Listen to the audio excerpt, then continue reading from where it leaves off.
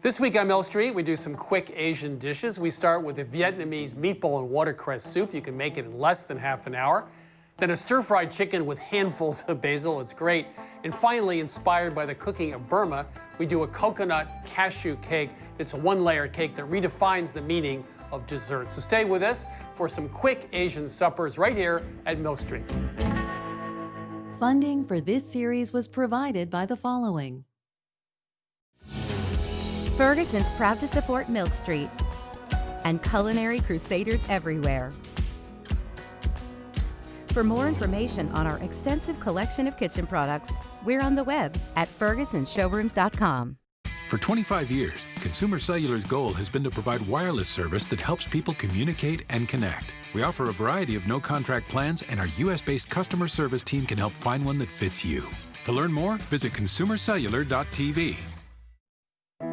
Cooking happens in the kitchen, but life happens around the kitchen table. The 1919 collection, celebrating yesterday, today, and tomorrow. Visit us at www.1919cookware.com.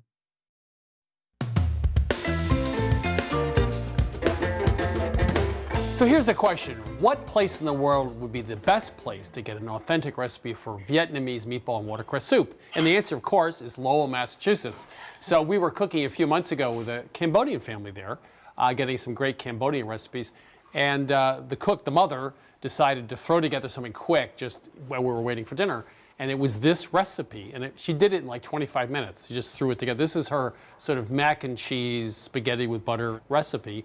And it's absolutely delicious. You're right, Chris. And when we did a little bit of digging, we found that this is actually a category of Vietnamese soups. They're very brothy. They're served just about every day. And when we started to look around, we noticed there's a lot of variation here. Some were sour, some were very seafood heavy, vegetable heavy. So we took some of those elements from those and made our own soup. So the first thing we're going to do is make some meatballs. Sobin had meatballs in her soup, and we really like that element. So I'm going to prep some scallions and separate our green and white parts because we're going to use them separately.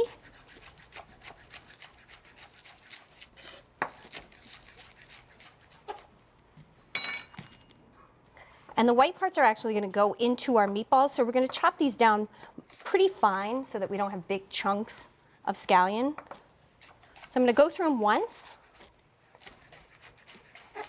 You might just comment on how you're holding the knife. You're Sure. holding it with your thumb on one side, index finger on the other, right up on the spine of the blade. That's right. To get more control. Yes, that's right.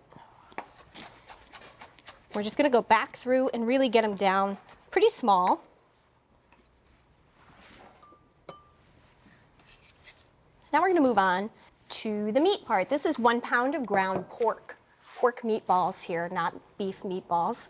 And to that I'm going to add 1 egg white, and that's what's going to kind of bind these together. We need a lot of flavor here in our meatballs, so this is a tablespoon of fish sauce, 2 teaspoons of grated fresh ginger, 1.25 teaspoons of kosher salt, and 1 teaspoon of white pepper. The best way to mix meatballs is with your hands. So now that I've mixed that together a little bit, I'm going to add those scallion whites, and these are the whites of 6 scallions. You know, I just think that when you say fish sauce on the show, people go to some other URL or some other TV station because they don't like fish sauce. Well, it turns out that fish sauce is nothing more than anchovies and salt. They put them in a barrel for a year or so, and then there's really a first pressing, the stuff at the bottom, a little spigot, and they take it out. We've actually done a taste test of a lot of supermarket fish sauces. Red Boat is our favorite. It's also the favorite of a lot of cooks we know from Vietnam. And it's really not that fishy. The good stuff isn't fishy. It's umami. It has sort of a meatiness to it. But bad fish sauce is fishy, but good fish sauce is not. So don't worry when we say fish sauce, it doesn't taste like That's fish. Right. So we're going to form the meatballs. These are about 1 tablespoon each. I like to actually use a tablespoon measure when I make meatballs because I'm not great at eyeballing the amounts. If you need to, you can moisten your hands with a little bit of water so they don't stick. And you really want to be kind of gentle here. And I'm putting these on a baking sheet that I lined with parchment paper that I sprayed with cooking spray. These are pretty soft meatballs. Pork is a little softer than beef, so they may stick if you don't do that. So you really want to make sure you take that extra step. So this is our last meatball. You do this very well, by the way. I just want to congratulate you. Thank you. Your On my meatball forming formation skills. technique, yes. I got a bouncy technique. Oh. If you've noticed, I kind of throw it between my hands. All right, so I'm just going to cover these and then put them in the refrigerator until we actually add them to the soup. And you really want to make sure they get refrigerated. If we added these to the soup while they were at room temperature, they would fall apart when we added them to the broth. So make sure you pop them in the fridge until you put them in the soup. Okay. So now we're going to work on making that really flavorful broth. So first I'm going to add 2 tablespoons of grapeseed oil to a Dutch oven. And we're going to heat that over medium just until it's shimmering. While that's going, I'm going to chop up 1 medium onion.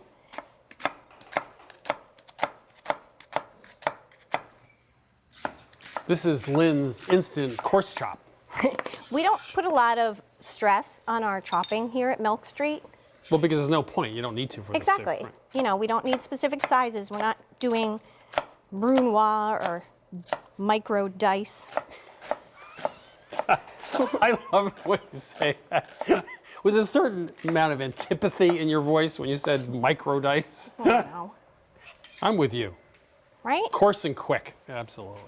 So our oil is shimmering. I'm going to add the onion. We're just going to let this cook until it's slightly softened, and that should take about 5 minutes. So our onion is just slightly softened. We're going to continue to cook the onion in the broth. But before we do, I'm going to add 4 sliced garlic cloves and 2 teaspoons of grated fresh ginger. And you just want to cook those until you can kind of smell them. And then if you wouldn't mind adding our broth, and that's 2 quarts, 8 cups of low sodium chicken broth. Great job. No, I got to do it again. I'm not done. Oh, excellent. I like what you do there to make sure it all Swirl, gets in. the last yeah, swirl. That's great. Yeah, that's great. So I'm just going to bring this up to a boil over high heat, and then we're going to reduce that to medium-low and let that simmer for about 10 minutes, and that'll soften the onion. By the way, we've tested over time bouillon paste versus just canned or boxed chicken stock. We actually like the paste a lot because you can keep it in the fridge for a very long time, which is great, so you don't have to throw it out. And generally speaking, we find it actually has more and better flavor. So bouillon paste, which is refrigerator storable. So Chris, now we get to add the meatballs to our broth.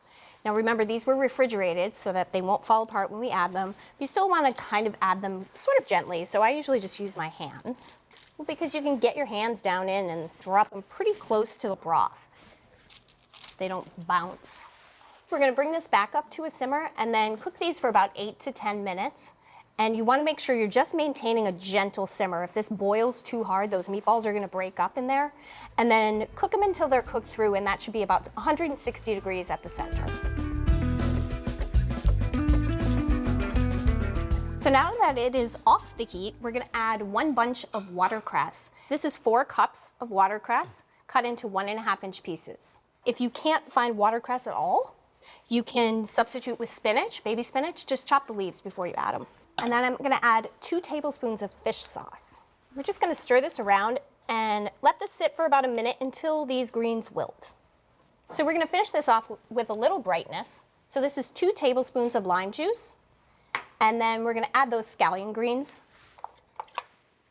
and stir that together. I'm going to serve us some soup. Heavy on the meatballs or light on the meatballs? I would say heavy on the meatballs. Yeah, they're good. Yeah. They have a lot of flavor. I can always tell what kind of mood you're in by how many meatballs I get. If I get one, Lynn's... I'm mad at you. Yeah, you're like the watercress. The peppery bite comes right through. Right.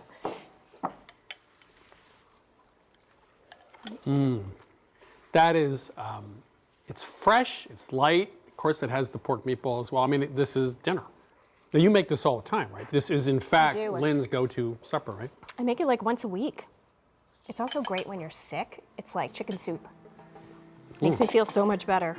So this is the supper you make while you're making supper. This is the pre-supper. It only takes about 20 minutes. Vietnamese meatball and watercress soup has a little bit of spice to it. Pork meatballs, ginger, watercress for the little peppery bit.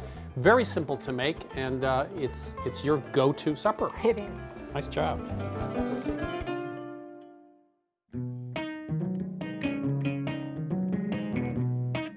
Here we are, back at the walk again. Excellent. And it's also back at Tuesday night, which is one of our quick suppers.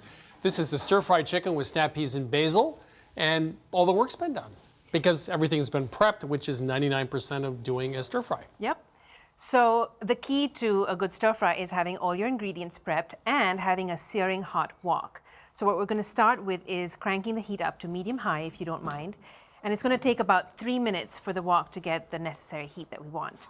In the meantime, let's talk about our chicken. So what I have here is 1 pound of boneless, skinless chicken breasts that have been cut into 1-inch pieces. And I've marinated this with a tablespoon each of soy sauce and fish sauce, along with a ½ teaspoon of white pepper. Okay. And that marinates for 15 minutes, and then I drain it and pat it dry because I want it pretty dry to go into the wok. This is my favorite part. I have some water here, and I'm just going to throw 1 drop of water in, and it needs to evaporate in about a second or 2. That looks just about right. So let's go in. This is going to move quick. You ready? I have 1 tablespoon of peanut oil, and that heats up almost instantly. So in goes my chicken. Now I want to arrange this in a single layer. And it's going to cook for 1 minute so that it browns nicely. No, wait. This is called stir frying. We'll So get I'm to missing, that I'm part. missing the stir part here. So why aren't we moving it around like you would in a big wok? So I want to get some really nice browning on one side, and then in about 20 seconds now, we're going to do lots of stirring. Okay. I know you're impatient. I want to see some action here. Okay, so this should be nicely browned. Now, for 4 minutes, I'm going to do some stir frying. I want to make sure my chicken is cooked all the way through and evenly. Okay, this looks about done. I'm going to transfer it to a clean bowl. And then to this, I'm going to add our first installment of basil. This is a great recipe because we use basil in 2 ways. I have a 1/4 cup of chopped basil that's going to go into the chicken, which is going to flavor it beautifully, and 2 tablespoons of white vinegar. Give that a quick stir. And the heat of the chicken is going to wilt the basil. Now, traditionally, this recipe uses Thai basil, which is delicious and fragrant, but is also hard to find. So we're using sweet Italian basil in this recipe, and it works just fine. So while that sits, I'm going to now move on to stir frying my vegetables. And again, on medium-high heat, I'm going to add 2 tablespoons of peanut oil. We're going to use sugar snap peas. Traditionally, this recipe doesn't use vegetables, but we tried bell peppers and we didn't care for it, so instead we're going with 4 ounces of sugar snap peas. They have been stringed and halved in the bias. And I'm also adding the finely minced whites and greens of 8 scallions, and my favorite part, 2 thinly sliced serrano chilies. I'm going to stir fry this for 2 minutes until the peas are just lightly browned. And while I'm doing this, Chris, we have a couple minutes. If you wouldn't mind, please, tearing those basil leaves over there. And so the reason I'm having you do it right before we use it is that if we tear it too far in advance, it bruises, and we don't want No, it to. you just didn't want me staying there doing nothing, so you gave me something to do. I mean, that's You okay. have to work Be for your honest. supper. Be honest. I've been accused of being too honest sometimes. There is that, yes. So my peas are coming up undone. I'm going to add 4 garlic cloves that have been thinly sliced. This just needs about 30 seconds until they're fragrant.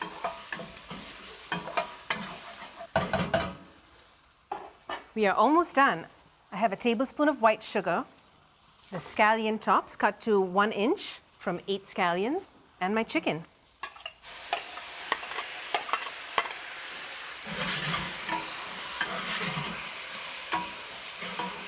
And this is going to cook for just about a minute until the juices are mostly evaporated or absorbed. That looks Boy, that looks good. about done. I'm going to turn off the heat. And one of the great things about this recipe is that we're using copious amounts of basil, which is typically unusual to see here, but not uncommon in the East. So this is 3 full cups of fresh torn basil. Good work, Chris. And I know, because I did it, yes. You're a good terror. And the heat is going to wilt this basil.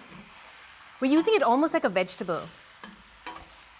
And to finish it off, I'm going to add 2 tablespoons of fish sauce and a dash of white pepper. So this has heat and sweet and loads of flavor. And as you saw, once you have your prep done, it goes very, very quickly. It went quickly for me, because but this is only 5 minutes of work, right? Yep. 5 minutes, okay. So maybe you could serve us some rice and I will serve us some chicken. So stir fries at the beginning always look great, right? I mean, and they taste great too. They taste great too. Yeah, it's sweet, it's spicy, it has a little bit of the fish sauce, umami with it, has the fresh snap peas and the basil. And you see how much flavor that basil adds. It's not overpowering because the other ingredients work really well to balance it out. So it's another great Tuesday night supper, which means a quick meal. It's the stir-fried chicken with snap peas and basil.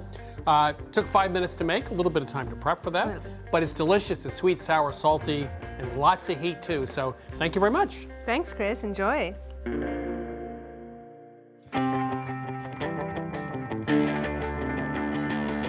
One of the things I love about Milk Street is we have recipe developers around the world, including one of them who lives in Singapore, been there for many years. She told us about a cake from Burma called Sanwin Makin. It's made with semolina, flour, sugar, coconut cream. You cook that on top of the stove, add some eggs and clarified butter, and put that into the oven and bake it. Now, it's a little heavy. It's more of a pudding-like consistency, but we love the flavor. And so our master baker, Eric, is here to figure out how to lighten it up for my taste. That's right. That's right. And the main ingredient in this cake, like you said, it's the semolina. And it's sort of an interesting product. It's actually a byproduct of the flour milling process. And this means that it contains a little bit of all of the part of the wheat kernel. So it has a lot of fiber, a lot of protein, and a lot of nutrients. But it can be heavy, so our goal is to lighten this up. The first thing we're going to do for this recipe is we're going to toast it. And before we toast it, we're going to add some unsweetened shredded coconut. Whisk them together first. And we're going to toast this in a 350-degree oven. Put this into an even layer. And it's going to take about 10 to 12 minutes. And you want to be sure that you do mix it halfway through because the edges will get darker first. And we want to toast it until it's all nice, a light golden brown and fragrant.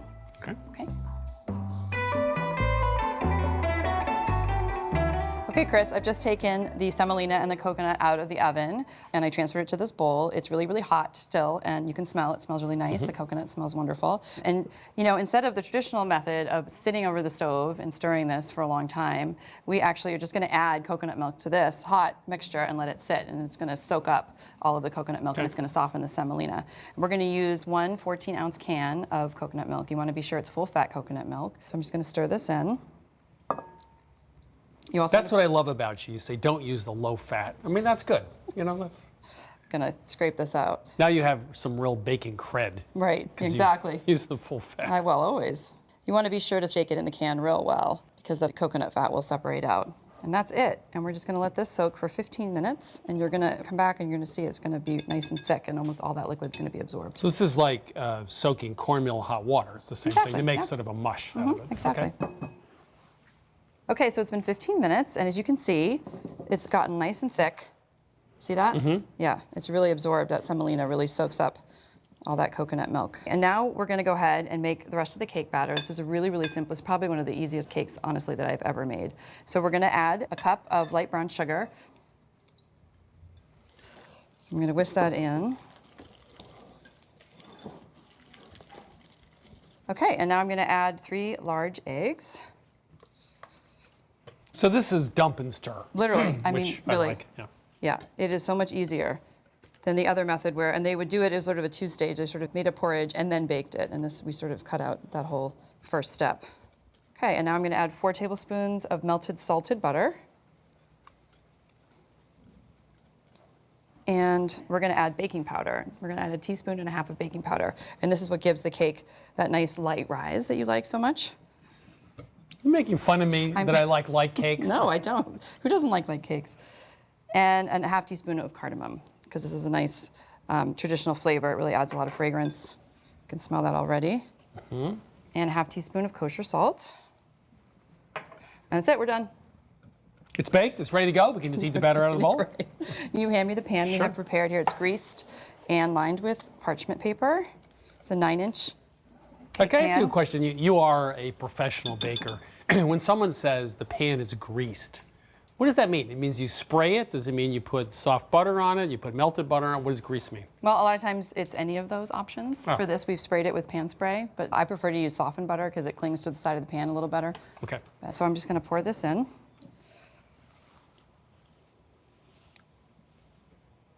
Okay, and then one last touch before this goes into the oven. We're going to add 1/4 cup of unsalted roasted cashews that have been coarsely chopped. Now, traditionally, you would find this cake sprinkled with sesame seeds, but really like the added flavor and crunch of cashews. And because the batter is very loose, you want to be real careful about sprinkling these on gently so they don't sink. Well, I sort of like I have to worry about sinking cashews. It's like all these things I'm baking I thought I'd never have to worry about.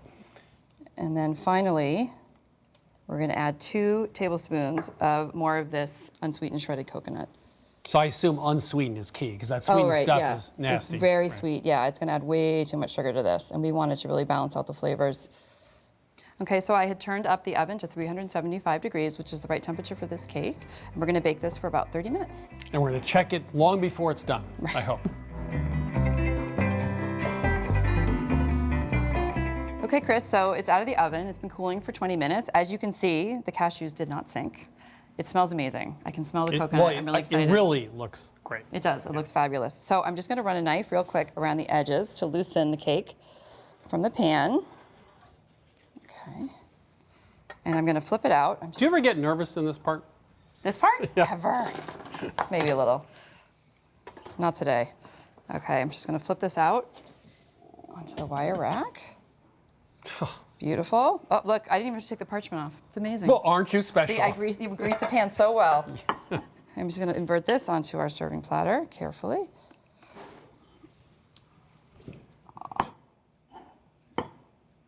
There we go.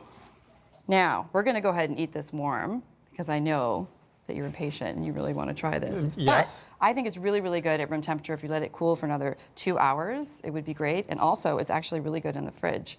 If you leave it in the fridge, you wrap it well in plastic and leave it, for a few hours or even overnight. But It we tastes all really good know the next neither day. of those things are happening It's not now. going to happen. No, no, no. So Okay. we're just going to go ahead and try this now.